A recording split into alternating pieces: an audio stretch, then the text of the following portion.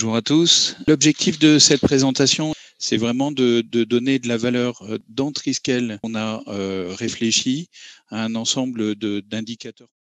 La solution que je vous présente est une solution modèle classique où on a une structure de portefeuille qui contient des programmes et des projets. Je vais donc passer et basculer sur la partie tableau de bord d'un projet. Donc voilà 4 visuels sur lesquels on a travaillé sur un projet. Donc directement dans l'outil, en dehors d'un tableau de bord, il faut produire un rapport qui va vous montrer et vous projeter cette matrice de risque.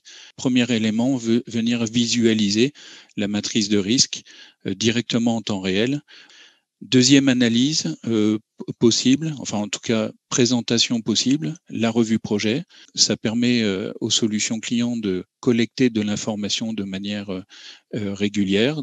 Donc là, j'ai une revue en préparation que je vais pouvoir aller publier. Le principe du tableau de bord, c'est bien montre-moi une vue d'ensemble, j'ai une perspective globale sur l'ensemble de mon projet et puis après, je peux aller chercher le détail de l'information, savoir pourquoi j'en suis là. Une représentation type timeline de votre projet. Et puis, on met une tic sur le livrable pour indiquer s'il est franchi ou pas. L'idée est d'avoir une représentation d'un seul coup d'œil de « OK, j'ai les livrables, ils sont où placés dans le temps avec les dates et ce que j'ai livré à l'instant T ». Vous allez voir qu'on a construit des KPI sur cette base-là, toujours sur cette vue détaillée projet. Je vais lire 2 informations. La première, c'est la bille qui va me donner le pourcentage de consommé par rapport au budget de référence. La flèche me présente l'atterrissage et je vois que je suis en dessous de la cible.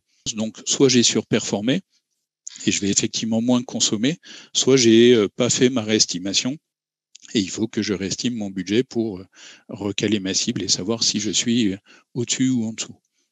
Encore une fois, l'idée est d'essayer de vous proposer des indicateurs qui vous permettent une lecture analytique et ensuite aller rechercher l'information au détail dans votre projet. Surmonter au niveau du programme. Si on retrouve le portlet que je vous ai montré sur la partie projet, on le retrouve sur la partie programme. On propose une analyse en double jauge. Donc l'idée de ce tableau-là, c'est d'avoir une analyse un petit peu plus fine, mais toujours encore synthétique, de toujours la position des consommés en OPEX, CAPEX et la projection et l'atterrissage sur 2 notions. On retrouve la matrice de risque au niveau programme. Donc là, j'ai l'ensemble des risques des projets de mon programme. J'ai ici un portlet plus classique où je vais encore une fois détailler un petit peu plus mon budget, mon analyse budgétaire, toujours en OPEX, CAPEX. Et puis là en haut, on peut rajouter un petit peu d'animation aussi dans ces axes-là. Eh bien, dans l'état actuel des choses, j'ai 80% des revues projets du programme qui sont pas périmés. Là, j'ai un KPI qui donne le pourcentage de projets en retard.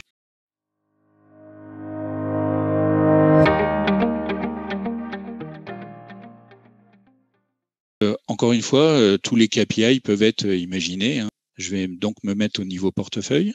On a imaginé un tableau de bord type voiture qui vous permet de montrer sous forme d'indicateur, comme dans un tableau de bord de votre voiture, des éléments en vert, rouge, jaune sur un certain nombre de KPI. Donc là, dans cette approche-là, je propose 15 KPI. Les différents indicateurs qui sont là, le premier en haut, c'est la partie timesheet, et il est en rouge. Les quantités de temps passé attendues sur la période ne sont pas respectées. Et si je vais sur l'indicateur, eh bien, je me rends compte que j'ai 0% des saisies de feuilles de temps qui ont été effectuées. Donc, derrière l'indicateur, vous avez la notion aussi d'information synthétique avant d'aller chercher le détail. La sévérité moyenne, et c'est jaune et c'est pas vert. Si je me mets là, j'ai le KPI du nombre de revues non périmées. Là, j'ai un indicateur sur les livrables. J'ai 100% des livrables qui ont été livrés à temps.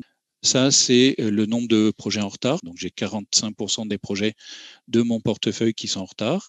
Là, c'est un KPI qui va vous donner le nombre de projets. Donc, j'ai 82% des projets en cours qui sont inscrits au plan, au schéma directeur. Ça, c'est un indicateur, par exemple, qui vous donne le nombre de ressources actives.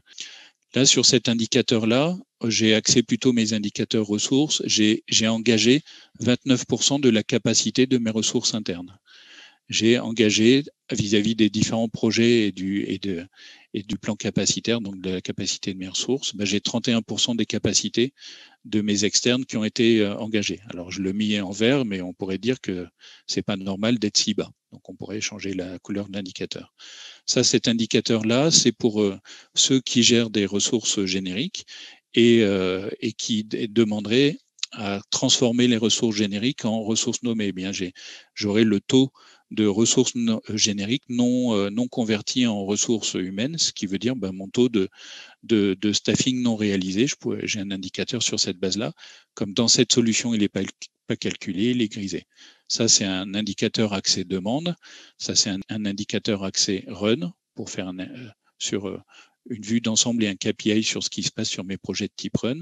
Ça, c'est un indicateur qui est dédié à la fréquence des comités. Si vous gérez des jalons de type comité, revue, etc., vous pouvez faire une mesure sur le taux de comité que vous réalisez à date, etc. Et ça, c'est un indicateur dédié à un événement qui est le scope change, c'est-à-dire le taux d'événements de type de changement de périmètre associé à vos projets et qui vous dirait s'il y a beaucoup de projets qui sont en dérive et qui ont nécessité un process de reconstruction de la référence.